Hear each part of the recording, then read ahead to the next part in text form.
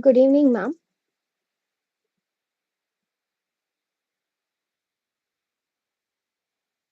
Ma'am, am I audible? Yeah, good evening. Am I audible? Ma'am, yes, ma'am. Can we start the session? Yes, sure. Okay, ma'am. So, good evening, everyone.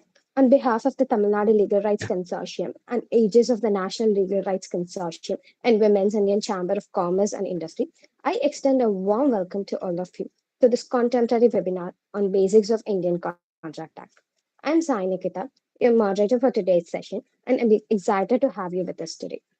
We are pleased to welcome Advocate M. Mahalakshmi ma'am, a dedicated practicing advocate with a strong academic and practical legal background. She began her legal journey in the year 2017, enrolling in the 5-year integrated BCom LLB program at Government Law College, Ernakulam.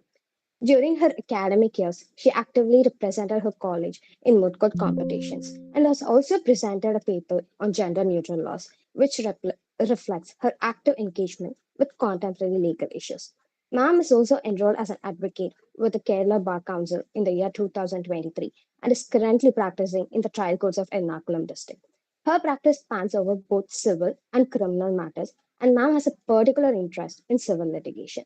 Ma'am is also a passionate legal aspirant. We are honored to have her with us today. Please join me in welcoming her. Ma'am, uh, Thank you can proceed with the session, ma'am. Yeah, thank you. Thank you.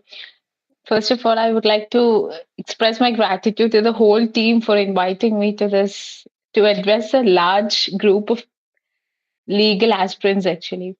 So without wasting any more time, we'll go to our topic. So my topic which I chose to share with you is the Indian Contract Act 1872.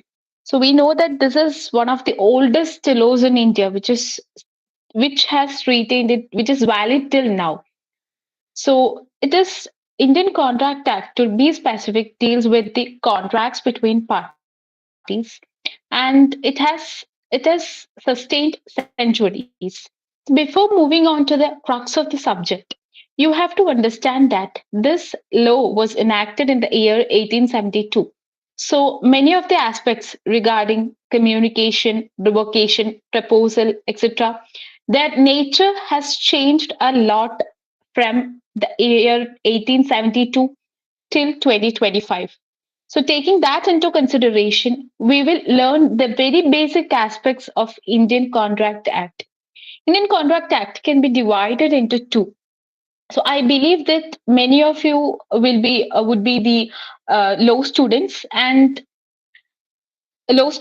so that this class might give you a good insight upon what is Indian Contract Act and how Indian Contract Act plays an important role in our day-to-day affairs. So we all know that in one way or the other, we are entering into a contract in our day-to-day basis.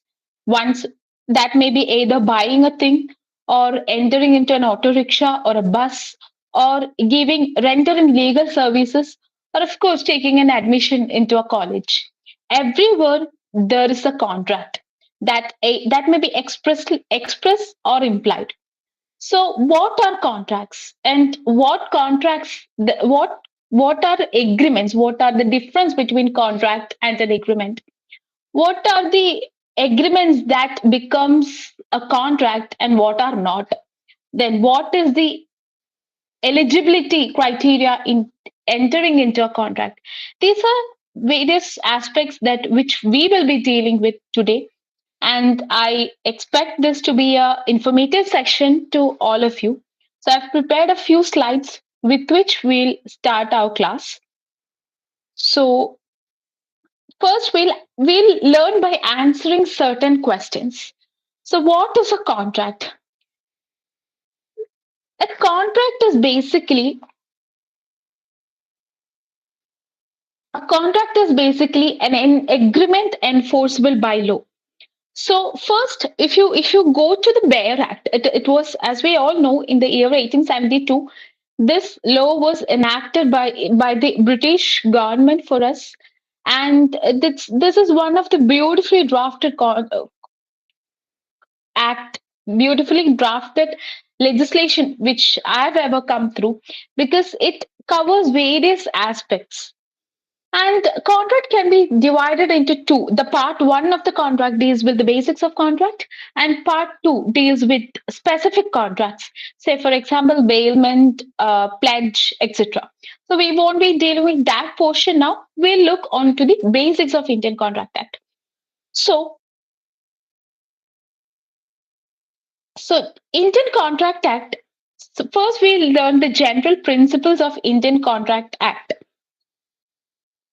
So first we'll answer what is a contract. So we have been saying contract, agreement, etc. for a while now.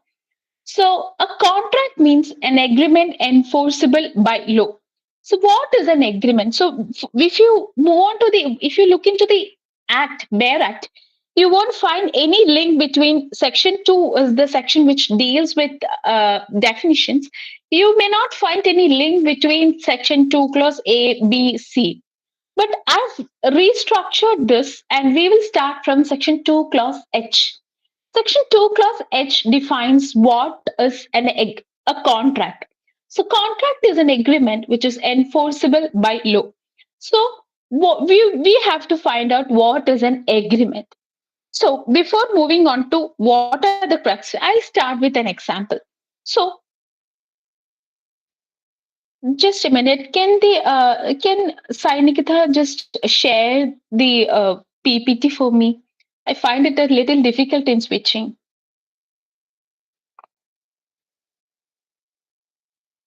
Sure, ma'am, I'll do that.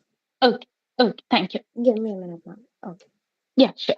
So first is we will start with the example. So once you're going to a shop to buy some books, so you give an offer to them, that is, I'll take these books for this amount. Ignore about the MRP and everything. You're offering them that I'll buy the books for this price. Then the person who is in the shop, that is the shopkeeper, accepts the offer and says, okay, I'll sell this book. So what the amount that you're paying is the consideration for him, and the book that you're getting is the consideration for you. So you have to learn contract with examples. Only then you'll find it easier. So first is agreement. What is a contract? A contract which is legally enforceable is an agreement. So that means agreements can be of two types. Agreements which are legally enforceable, which are not legally enforceable.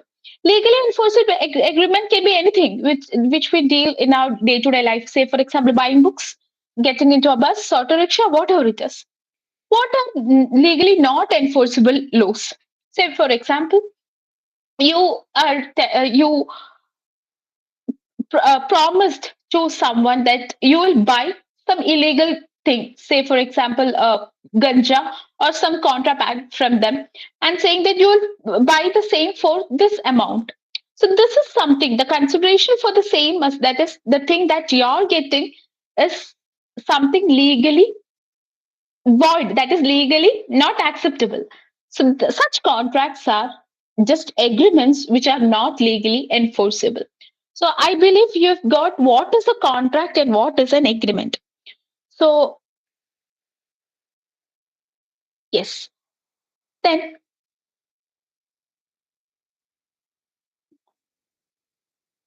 can you please share the slide?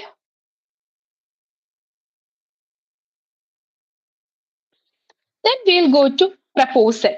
So contract, agreement, difference you have learned. Then we'll go to proposal. So proposal is something, say for example, we one of I'll name Kurtika. Kurtika and I'm selling into some business. I sell rice to her and she gives me money. So she's offering me that I'll buy 200 kilograms. Let's say it's a wholesale business, 200 kilogram of uh, 200 kilograms of rice from you for this amount. So this is what we call as a proposal. So the wordings are that when the Can Sainikita, can you just share the PPT? Yes, ma'am. Give me a minute, ma'am. We are working on Yeah, it. yeah, sure, sure.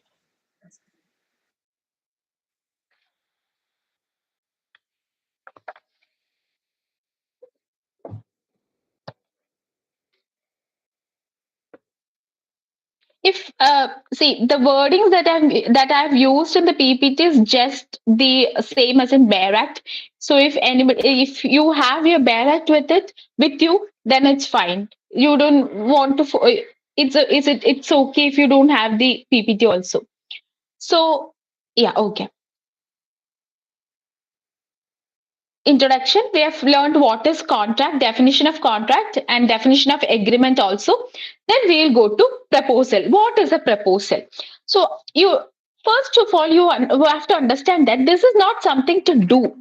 It may be to abstain from doing something also. So when one person say person A signifies to another his willingness to do or abstain from doing something. Say a person named A is telling that I will do this thing or I will not do this thing. So to do or something or abstain from doing something with a view to obtaining the assent of such other person for such act or abstinence. So I'm making a proposal to someone stating that I'll buy these goods from you. Or I'm telling that I will not do this thing. I will not do this thing. So, for what purpose I am making such a proposal? In order to get that person's assent. For what? Assent to do or abstain from doing. That is promise. So, I offered a person that I will sell 200 kilograms of rice. For what purpose? I need that person's assent. Okay, I will buy rice for this amount. Then that is called promise. The person to whom the proposal is made assents thereto, gives assent either to do or not to do, then the proposal is said to be accepted. When the proposal is accepted, it becomes a promise. So you are making a proposal, the other person assents to it. Then once the proposal is assented, it becomes a promise. Once it becomes a promise, both parties are binding upon the promise. So the person who makes the promise is known as the promiser. The person to whom the promise is made is the promisee. These are words that you have to be aware of, or you have to come across. So promiser, promisee, promise is up to. I think up to this, I'm very clear. Then yes. So we are not making this promise or we are not giving assent for free, right? When it is a contract, there must be some consideration. Consideration, say selling a house. We'll take the example of selling a house. We'll take that example for everything. So selling a house, I'm offering to some person that I will sell my house for 50 lakhs. I've made a proposal. The other person is telling, okay, I will buy it for 50 lakhs. Assent. It becomes a promise, binds both of us. So, what is consideration? Section 2, clause D defines consideration that when, at the desire of the promiser, so promiser, the person making the promise, the promisee, it may come from the promisee or any other person. See, even though we have discussed that the Indian Contract Act came from it was enacted by the British in the British era, and common law principles are also included. There are certain differences in the concept. In Indian law, consideration can come from either promisee or a third person. In English law, it cannot be. It has to come from the promisee itself. So I'm giving up. I'm promising. I'm offering a proposal to Kurtika, saying that I'll sell my house. If she gives assent, okay, I'll buy the house. Then it has become a promise. So what is consideration? For my selling my house, the rupees 50 lakhs is my consideration. That has come from Kurtika, so that she is the promisee. or any other person is telling that I will give money on behalf of Kurtika, then it has come from a third person. That is also fine as per the Indian law.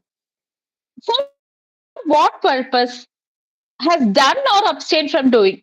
When we are saying that we'll sell the house, just keep in mind that it can be for an act or abstinence also.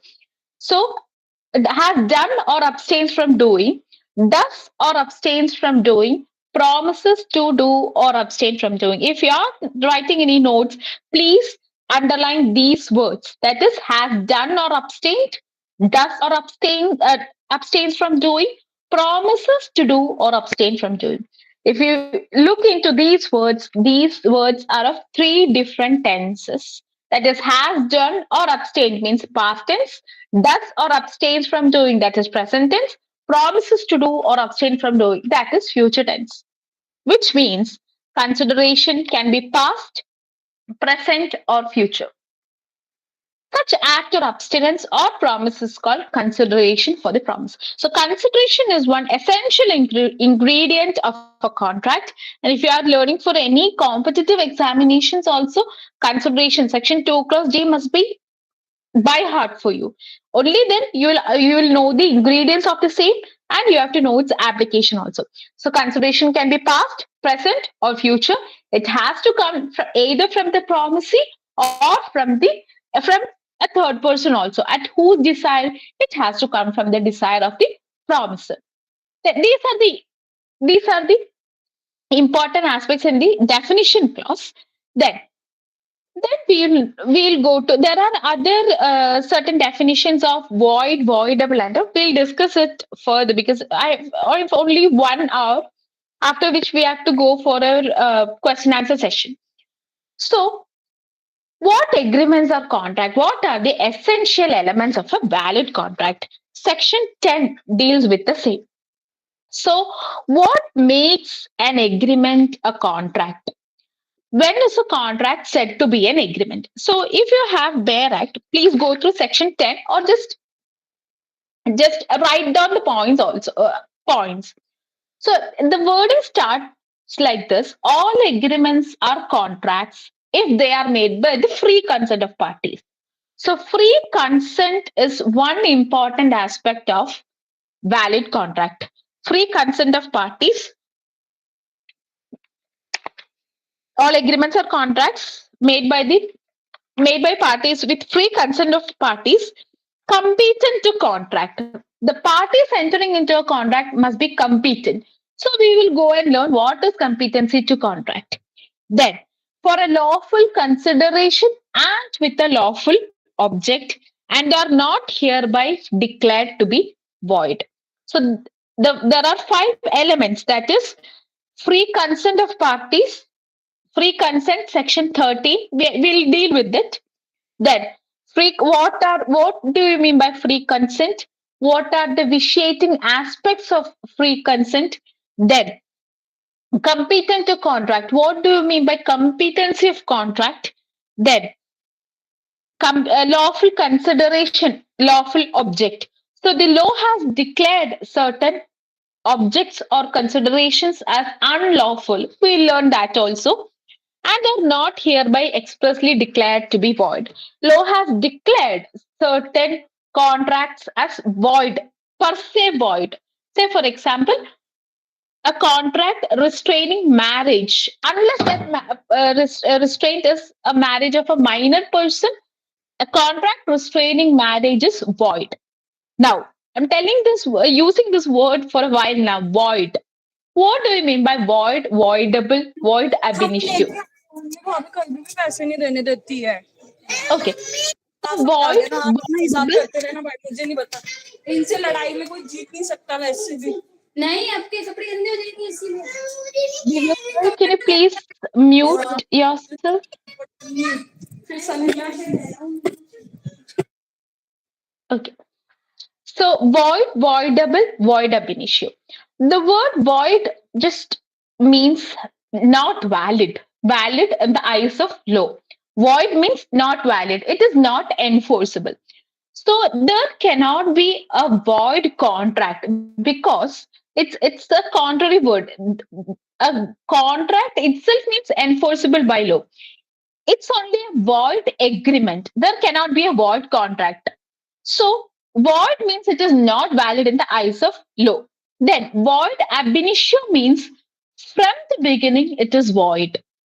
From the beginning it is void means a minor, if a minor has entered into a contract, it is void from the beginning itself. So void ab initio. Voidable contract means it is valid per se, it is valid, but at the instance of one or more parties, it can be made voidable. Void. For example, if a person, if a person exercises coercion, we learn the vitiating factors, coercion or undue influence upon the promisee and takes any advantage. Such contract is per se valid because the law does not know whether the consent was obtained due to any by any exercising any vitiating factors. So per se it is valid, but it can be made void. So such contracts are voidable contracts. Are these words clear? Void, voidable, void ab initio. Because we will be using these words again and again. Yes. Okay. Then, then we'll know. First, we discussed consent. What is consent, and what do we mean by free consent? Consent, for the word consent, you have to understand one Latin word, that is consensus ad idem.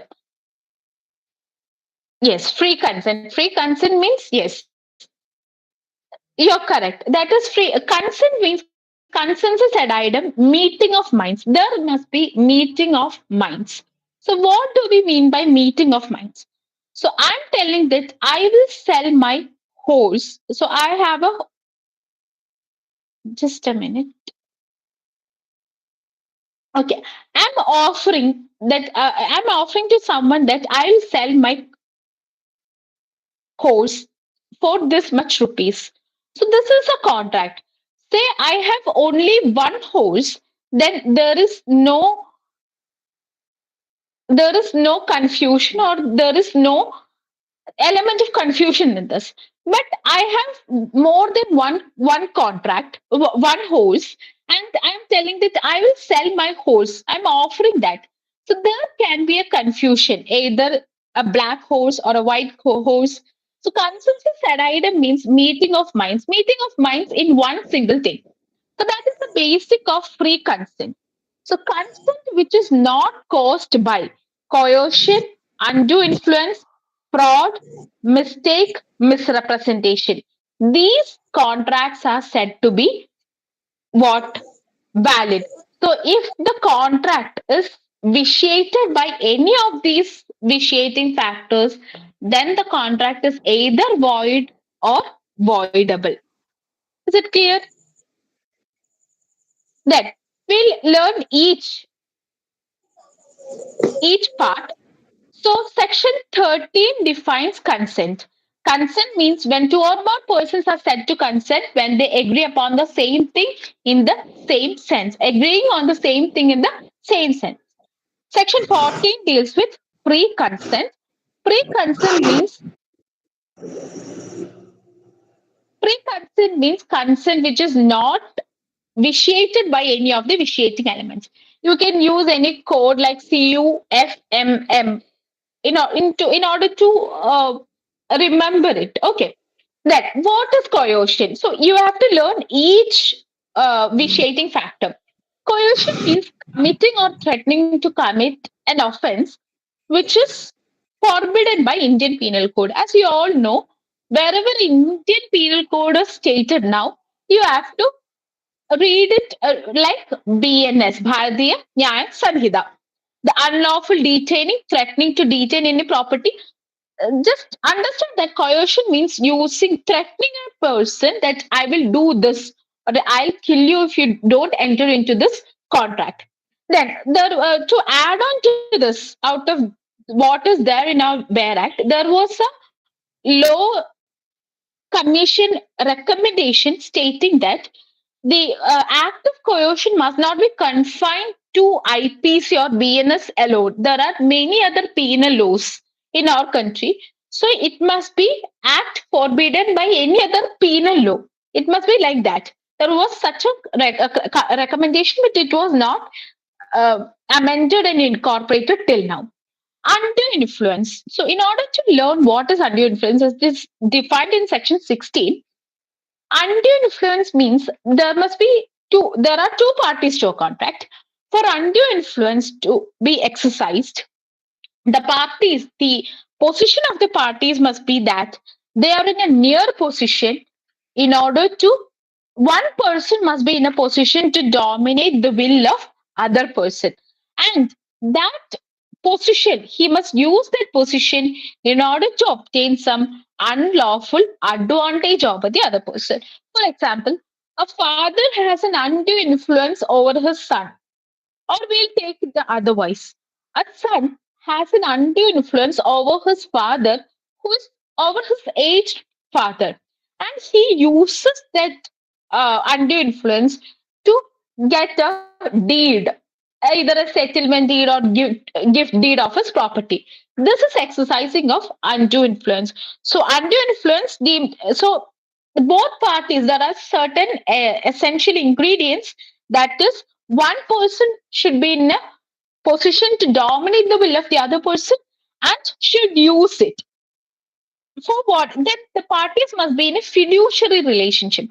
What do we mean by fiduciary relationship? Fiduciary relationship means a relationship made out of trust. People must be relationship made out of trust. Say father, son, or patient, doctor patient relationship. These are relationship that those are made out of trust. Then then it can be a agreement or contract entered when the other person was mentally or physically in a temporarily in a down stage. For example, by reason of age, illness, mental or bodily distress. For example, aged parents. Usually, aged parents execute deeds in favor of their children, expecting that they would look them or they will take care of them when they are aged. Right. So coercion and undue influence is both are both these clear.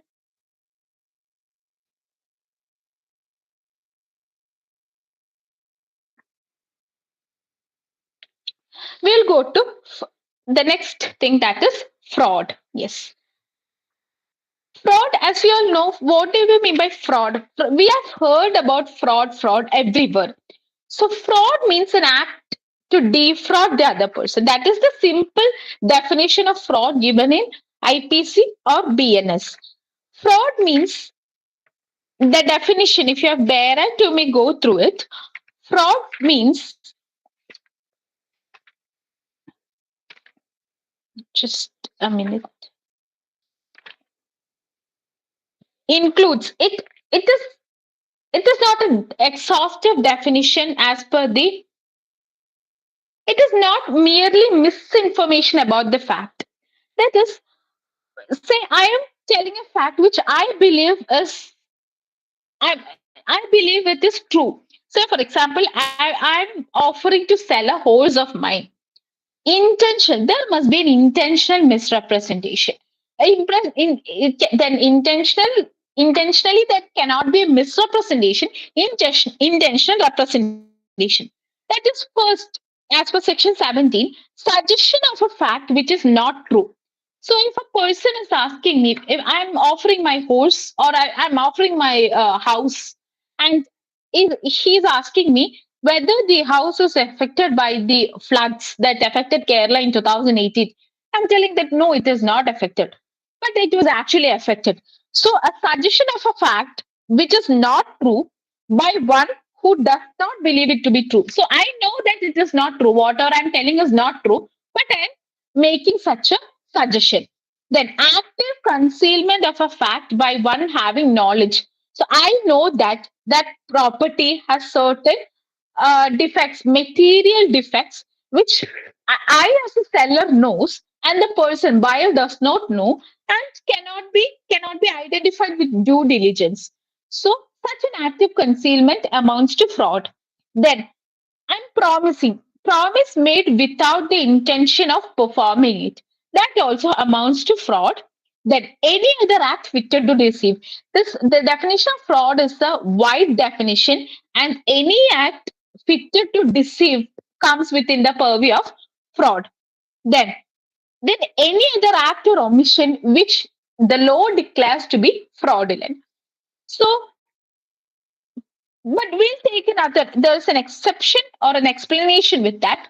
That is, mere concealment of a fact does not amount to fraud unless there is a duty connected with it, duty coupled with it. For example, I am selling a horse, and the buyer asks me whether the horse is a sound horse, and I'm not telling anything. So the person believe I'm not telling anything, or if I'm telling no, it is a sound horse. If it is otherwise, if the horse is not sound of, if the horse is unsound, then it is fraud. If I'm keeping silence, it does not amount to fraud unless there's a duty to speak. What is a duty to speak? Suppose the person who comes as a buyer is my child or my daughter, then I have a duty to speak the truth. This is one exception to fraud. So there are four ingredients for a fraud, that is suggestion of a fact which is not true, and that the person making is that's not really bit to be true. Then active concealment of a fact, then promise made without the intention of performing it, any other act fitted to deceive. That is a wide definition, and any act or omission which is expressly declared to be fraudulent. Section 17. Then misrepresentation. Misrepresentation means the person that cannot be innocent misrepresentation also. That is the person making it believed it to be true and he misrepresented. Then mistake. Mistake can be of two types. That is mistake of fact and mistake of law. Then another type also, that is bilateral or unilateral. Bilateral or unilateral mistake. That is, first we'll discuss what is unilateral mistake. Unilateral mistake means I'm offering my horse which is white in color. The person unilateral mistake is not recognized because it there is no effect in the contract. Contract is still valid. But bilateral mistake, I offered my white horse. The other person uh, consented, assent, gave assent, thinking that it is my black horse. So this is a mistake. There can be mistake of fact and mistake of law. If the we will discuss it in the end of this class, end of this session, so that you can share your ideas also. Okay, then mistake can be unilateral or bilateral, as we discussed. If it is a unilateral mistake, then the contract is still valid. If it is a bilateral mistake, the contract is void. The contract is void. Then, what is the effect of this contract? So, we have discussed free consent also. So, what is the effect if the consent is not obtained? If the consent obtained is not free, what is the effect upon the contract? That is discussed in section section 19 and 19A. The difference between fraud and misrepresentation is that in fraud, there is an active intention to defraud the other person. I'm suggesting a thing which I know it is false. I know what I'm telling is false or it is not. If I know what I'm telling is a lie, but I'm saying that in order to uh, deceive that person to enter into a contract. Misrepresentation means it may be innocent misrepresentation also, that I mistakenly stated something which I did not intend it. That that is a very peripheral difference of fraud and misrepresentation. Okay, then what is the difference? What is the effect of this consent which is not obtained freely? A consent which is not obtained freely is voidable. Voidable means uh, per se the contract is valid, and the person who alleges that my consent, say for example, I entered into a contract with Ayush, and I being or I entered into a contract with Ayush, and I'm telling that subsequently the contract is valid. As of now, the contract is valid, and subsequently, in approaching a court of law stating that this contract wherein I entered was obtained by coercion, stating that my daughter will would be stating anything, stating that something prohibited by IPC would be committed against me, committed upon me. So I'm telling that my consent obtained was not free. So, as we all know that the burden of proof is upon the person who alleges that first the contract is valid. So, the burden of proof is upon me to state that the contract is to establish that my consent which obtained was not freely given. There is a small exception, that is in case of undue influence. First, if we initially discharge the burden of proof stating that there was a fiduciary relationship between the parties and the other person was in a dominating stage against me, then the onus of proof shifts to the other person to prove that he didn't exercise undue influence. Clear?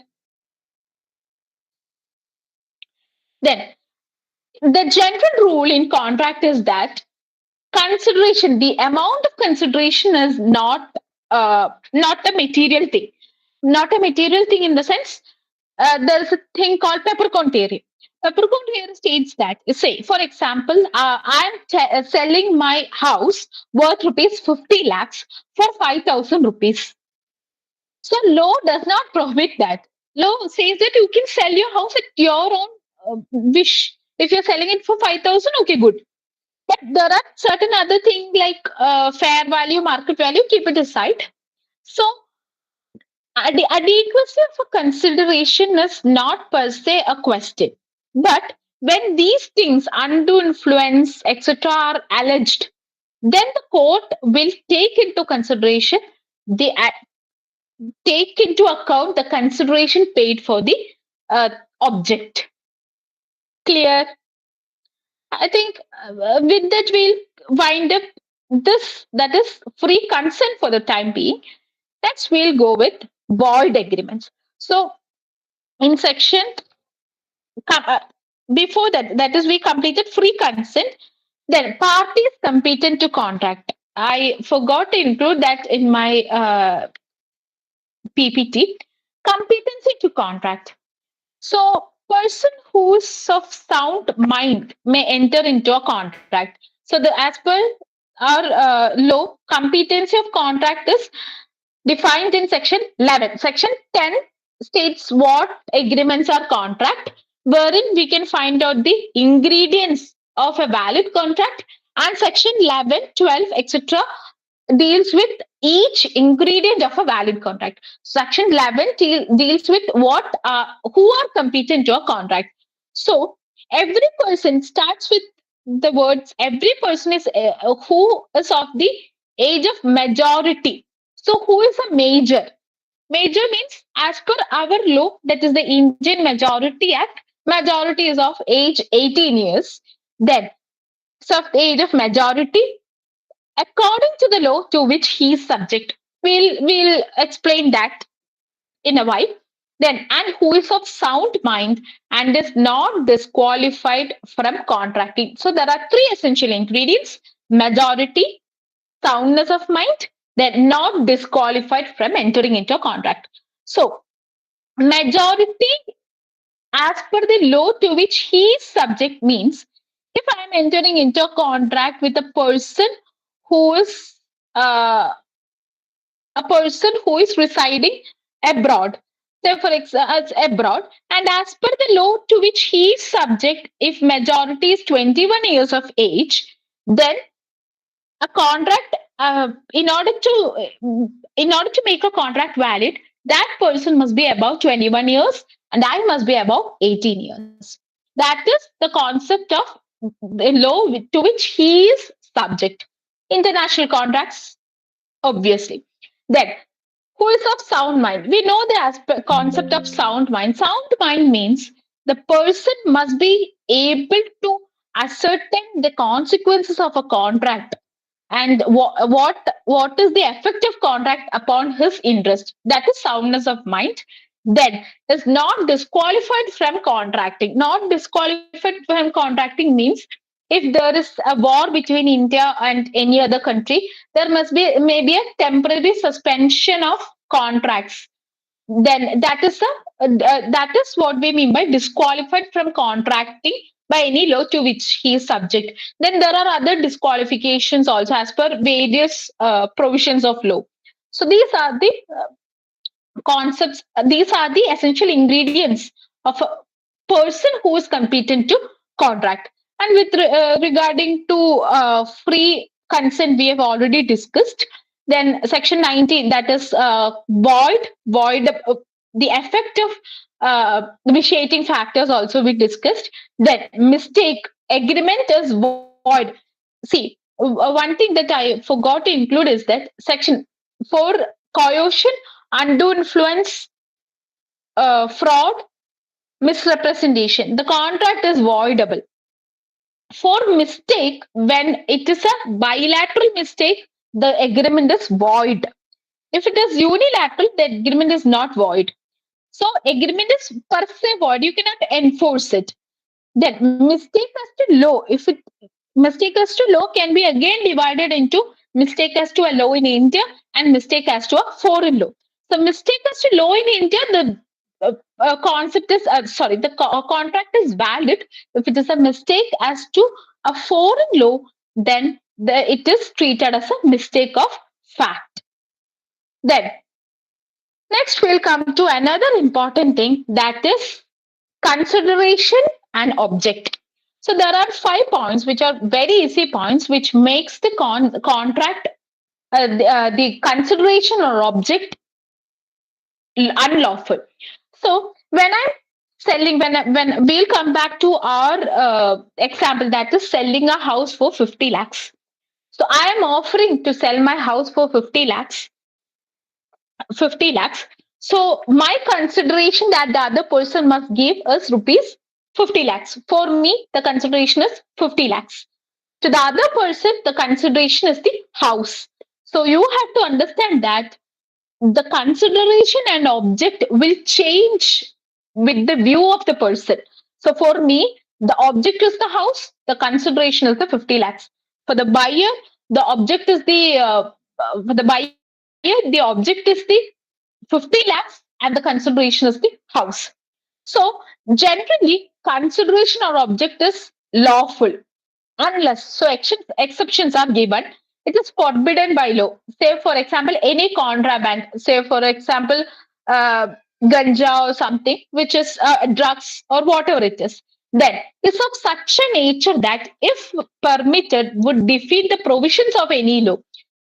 Say for example, if in any special law it is stated that the consideration for the same, or if a contract is made, a contract is entered into by making a particular thing as a consideration or an object, such a contract is void. Then also the contract is void. Then fraudulent. We discussed what is a fraud with respect to consent. Then fraudulent contracts then involves or implies injury to person or property of another. You cannot enter into a contract including the property of another person, or in order to impose any liability or injury onto the property or person of the other person.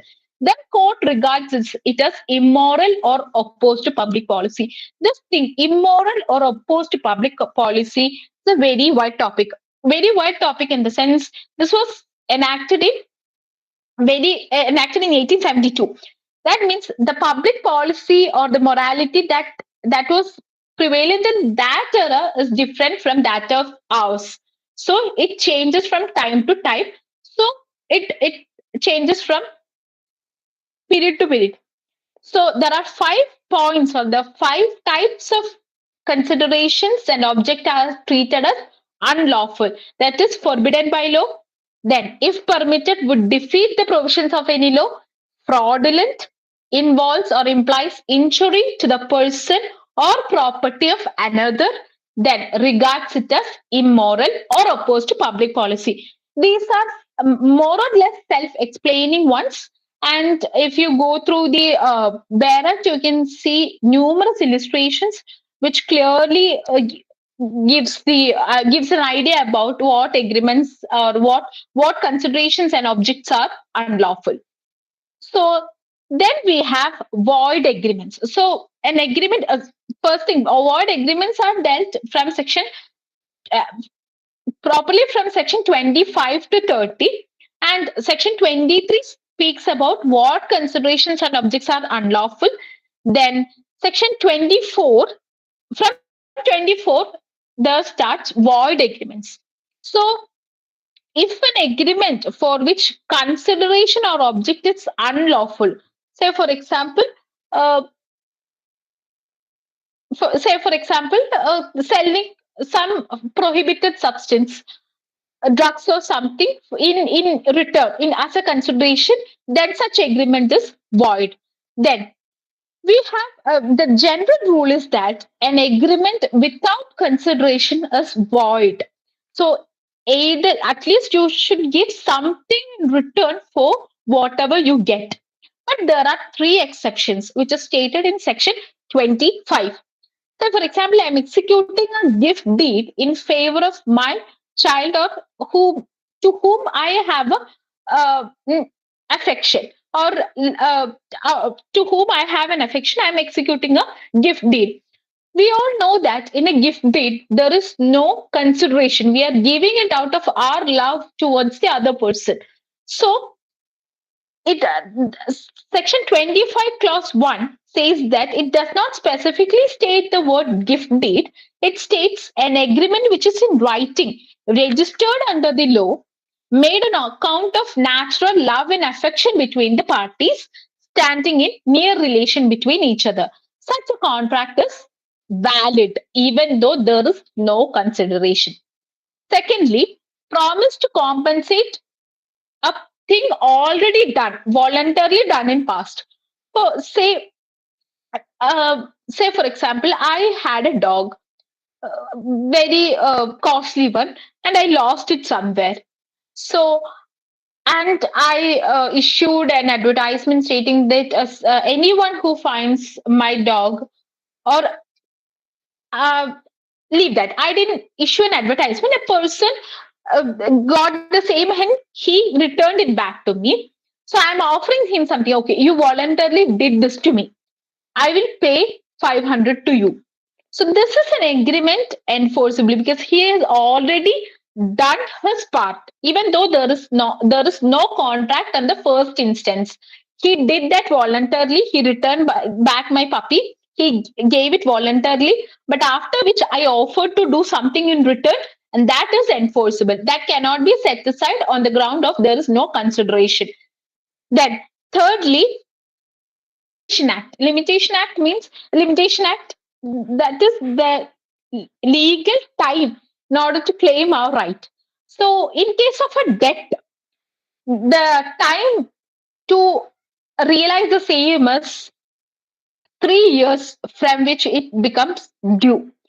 So, after the expiry of 3 years, if I'm if to a person, say Satyam, I owe rupees 5 lakhs, and the set debt is time barred now. That is after the expiry of 3 years. Now he has no legal remedy. He cannot file a suit, nothing.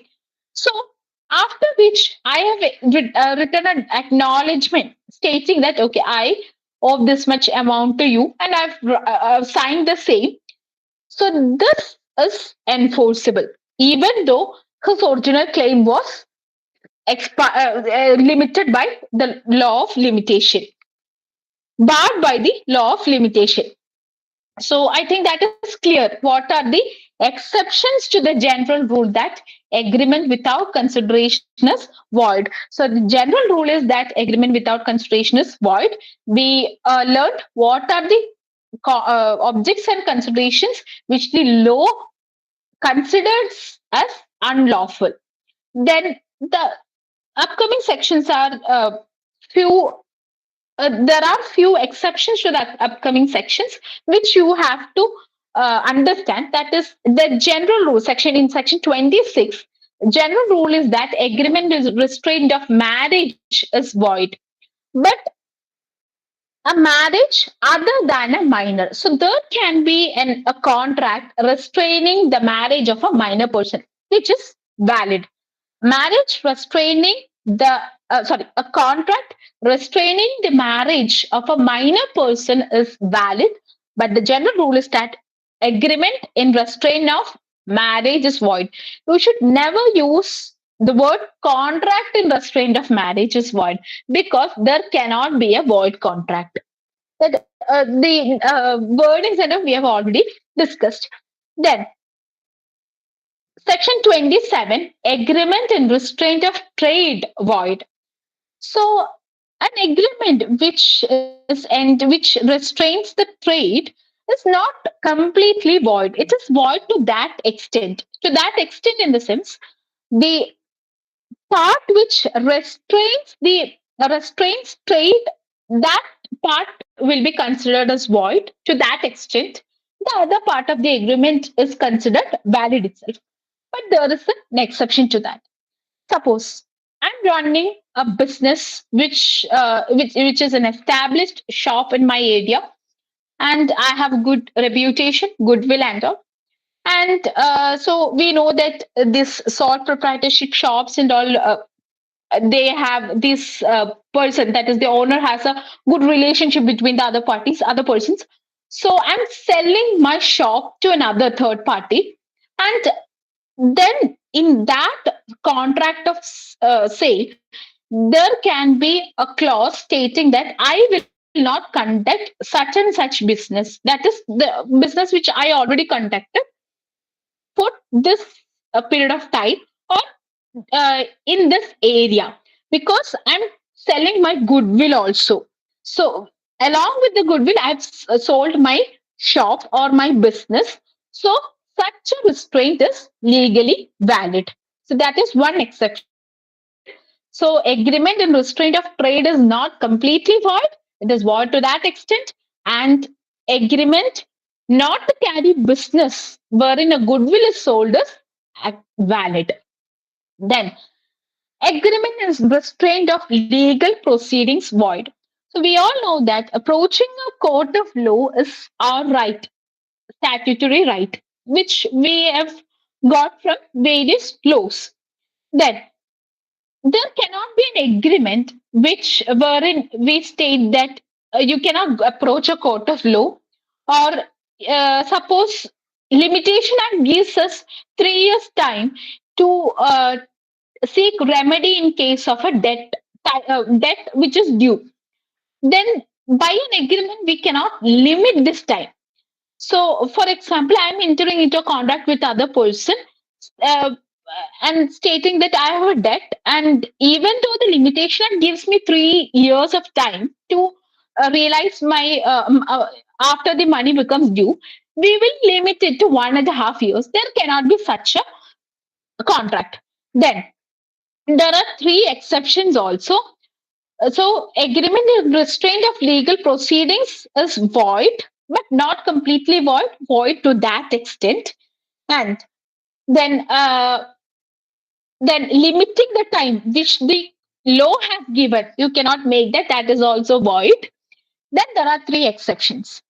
That is, we all know that after the implementation of ADR mechanism, that is alternate dispute resolution mechanisms, we are all working to resolve the disputes amicably. So there can be two types of referring to arbitration: saving of contract to refer arbitration dispute that may arise. For example, I'm entering into a contract, say for example a business contract. with another person and stating that if there arises any dispute between us, we will settle this through an arbitrator. So such a contract is void. That is as to future disputes. If a dispute has already arisen, then I can refer the same to arbitrator through an agreement. That is also valid contract. So to refer future disputes to arbitration is also valid. So we can state that we should not approach a court of law. We will refer to this to the arbitrator. That is valid. The dispute can be either existing dispute or dispute that may arise. Then, saving of guarantee agreement of a bank or financial institution. Bank or financial institution guarantee agreement. This exception is a little tricky one because banks and financial institutions give you time a loan for 20 years, but you started defaulting payments from the initial year itself. Then the bank or financial institution initiates action for the whole amount. Say, for example, if they have given loan for 50 lakhs, they'll initiate action for the whole 50 lakhs. So such a contract is also legally valid. Saving of a guarantee agreement of a bank or financial institution, and that has to be done only after the expiry of 1 year. Exception 3. Then agreement void for uncertainty. Section 29. Uncertain agreements just per se should not, it can be uncertain, but if it cannot be made certain at any cost, then such agreements are void. For example, I'm a dealer in rice and a person approaches me to buy rice. So I'm offering that I'll sell 200 kilograms of rice. Then the other person assents. But this is uncertain. Uncertain in the sense it can be basmati rice, normal rice, or whatever types of rice that we have.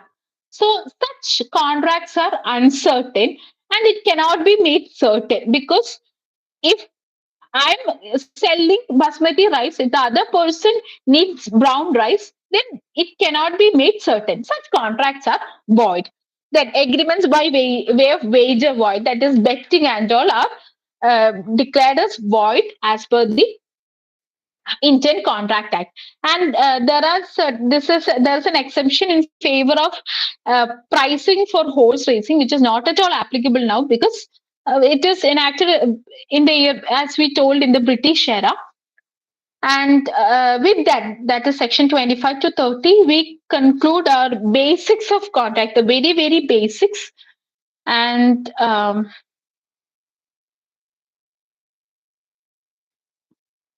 then we'll conclude with one more thing, that is valid, void, voidable, illegal, and enforceable. Valid contract means it is a perfect contract. Void contract means there cannot be a void contract. There can only be a void agreement, which is at present, which is not, which at the time of entering itself, it is void. Then we have another concept, that is void ab initio. That is, we know that in order to enter into a contract, the person must be of sound mind. So unsoundness of mind is a exception, makes a person incompetent to contract. Such a contract entered into a person who is of unsound mind is void ab initio. Voidable means a contract which is per se void. It can be made voidable at the instance of one or more parties. And all these words are defined in section 2. Illegal contracts means contracts which is contrary to our law. Say, for example, a contract to commit robbery. That is an illegal contract. Unenforceable contract means contracts which cannot be enforced due to many factors. Say, for example, the object was the object is no more. Say, for example, I agreed to sell my horse, and at the time of delivering the horse, the horse was dead. So the contract becomes unenforceable. So I think with that we have completed a very few basics. There are other concepts like a cross offer, invitation to offer, which are more cross offer, and we'll discuss just that two topics. Invitation to offer means when we all have seen the price labels in shops and all. They're just invitation to offer. That is not a offer. It's an invitation to offer. Once we approach them and offer to buy. Yes, advertisements are also invitation to offer. Then we have uh, cross offers. Cross offers means uh, if I'm sending a letter to I stating that I'll sell my house for 50 lakhs. Then, if Ayush is send without knowing that Ayush is sending me another letter stating that I'll buy your house for 50 lakhs, that is just a cross offer. So that's all.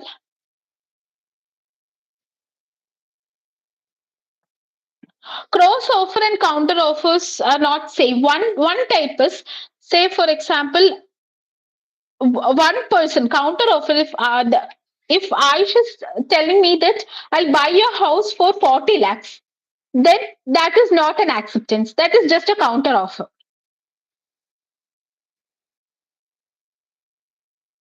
So that's all about the basics of Indian Contract Act. Many of the voidable contracts are the contract which is not void and valid. Per se, it is valid. See, until and unless we approach a court of law to get a declaration that the contract is void, it is valid. So, a person who alleges that his consent was obtained through fraud has to approach a court of law within the time specified in the Limitation Act to get the document declared void.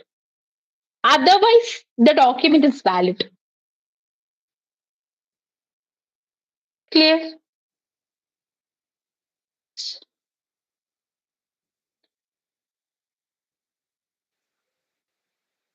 A void ab initio contract means it can never be made enforceable. It is per se void. For example, contract entered by a person who is incompetent to contract, minor contracts.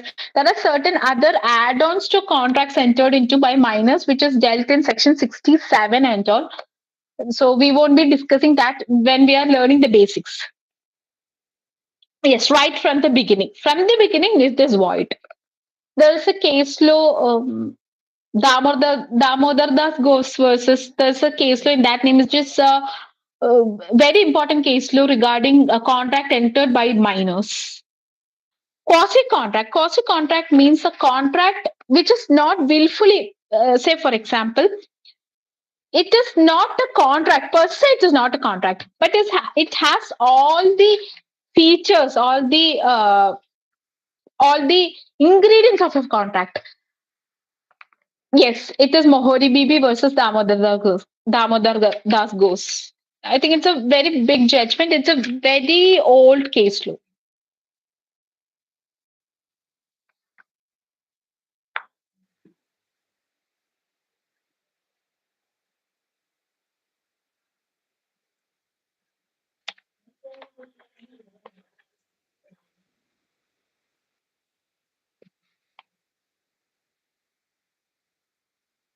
Yeah, that's all. Thank you so much for the enlightening session today, ma'am. Now it's the time for the Q&A segment. The participants can type your questions in the chat or either raise your hands if you'd like to ask verbally.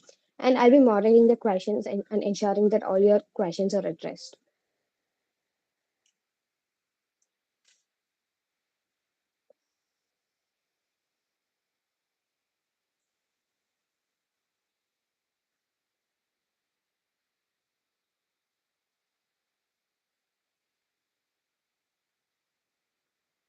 Participants can ask your questions. I believe most of the questions have already been addressed by ma'am.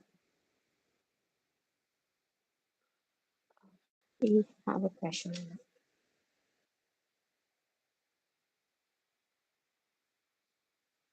Ma'am, there is a question regarding a gentleman's Yeah. agreement. May I just look on to that topic and revert? Yes, ma'am. I have to look into. I have to look into it. I only prepared regarding the basics.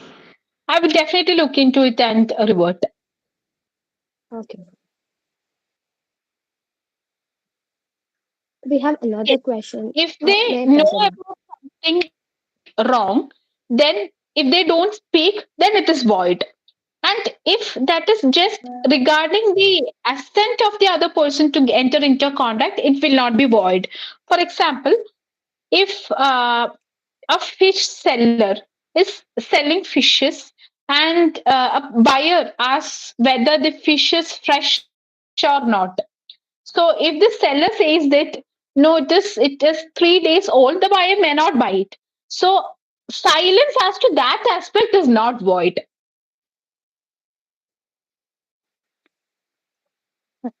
Realistic daily basis of facts, it Indian, we cannot say that Indian Contract Act never addresses the same, but definitely it has many drawbacks regarding communication, especially contracts, e-contracts, and execution of the same. That all such aspects has to be addressed either by a separate law, because it was enacted in the year 1872, and we have and revocation.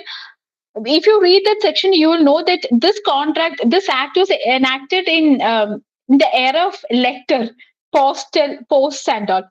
So, which we might find some strange, because for us, when we click onto a box itself, we enter into a contract. Once a time is allotted for us, we will deal with part two of the contract, but it will not be actually the part two which deals with specific contract. In part one itself, we have to, there are concepts like quasi contracts, as someone already asked, which and we will deal with the discharge of contracts and remedies. Only then the actual part two, that is specific contracts, which relates to bailments, yeah, special contracts, bailments, pledge, etc., which will deal with that. Yes, an agreement to invoke ADR mechanism, arbitration, which limits our right to approach the court of law, is not per se void. This is an exception to Section 28.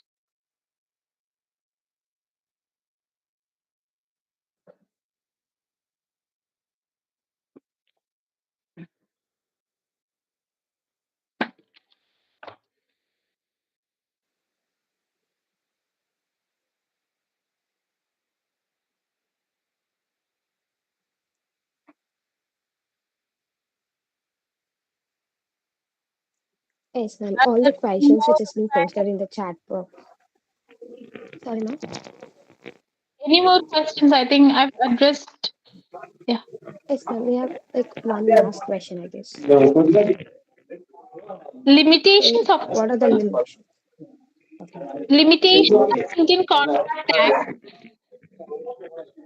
See, in the era of in the era of internet, Indian Contract Act cannot address contracts relating to e-contracts or digital or promise or invitation to offer and all. We cannot. These are certain limitations of Indian Contract Act acts of now. But otherwise, Indian Contract Act is a beautifully drafted contract, beautifully drafted legislation, which is valid till date.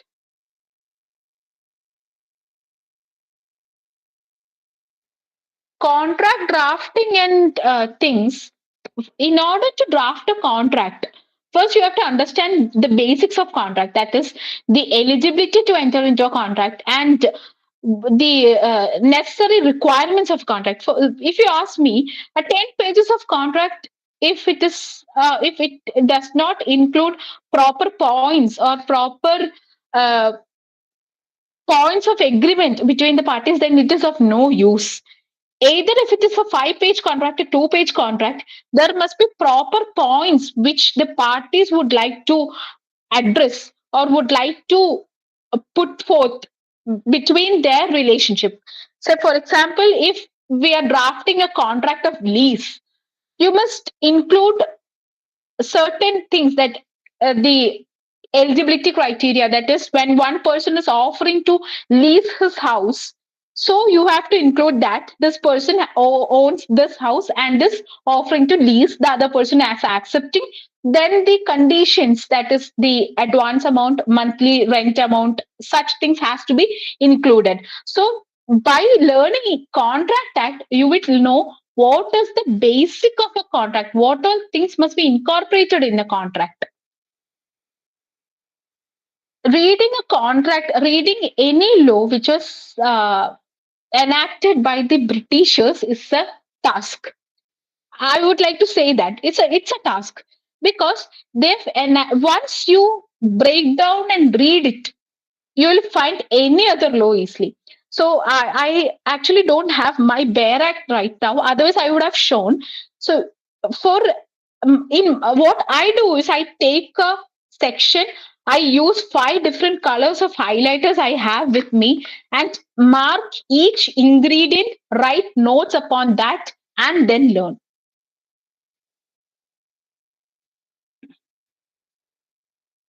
Illegal contract is void. It is not voidable. Illegal contract is void and it is unenforceable also.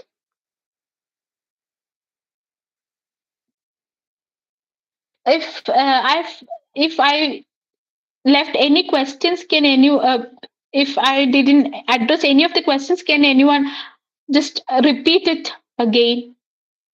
I think I've answered most of the questions which I came across. Yes, ma'am. You've answered most every question, ma'am, so far. Okay. Yes, ma'am. Just one thing, gentleman's contract. I will just go through the topic and revert. Okay, ma'am.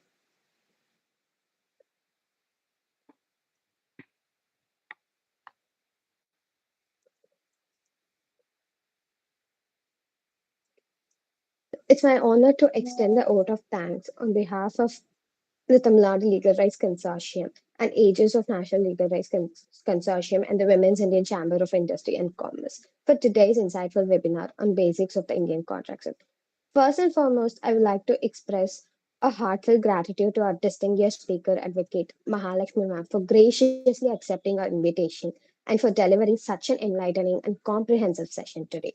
Your clarity in explaining the foundational principles of the Indian Contracts Act, ranging from the offer and acceptance to consideration, capacity, and enforceability, has truly deepened our understanding of this essential area of law.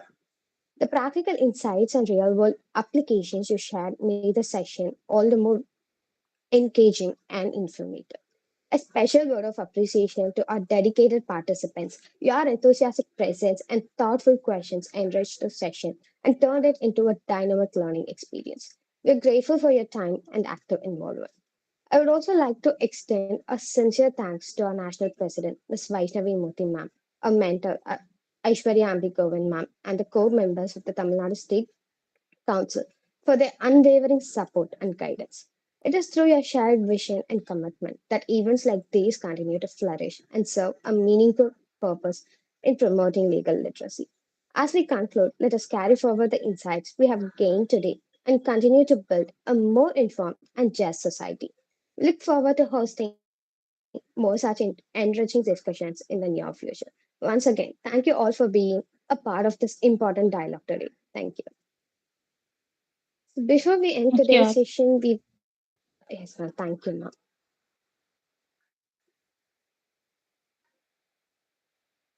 So the participants can fill the feedback form, which is mandatory for those who is opting for a certificate for today's participation. And we would also like to take a few screenshots with the participants. So we request all the participants to kindly turn on your cameras for a moment, please. Ma'am, could you please turn on your camera? We'll have Yeah, sure. one screenshot session. Yes, ma'am. We request the participants to turn on your cameras, please.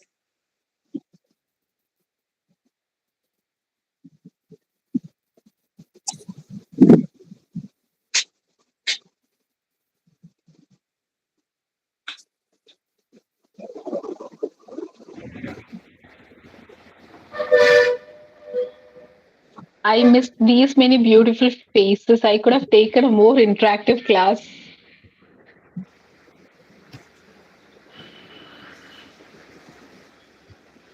Very nice. Thank you so much.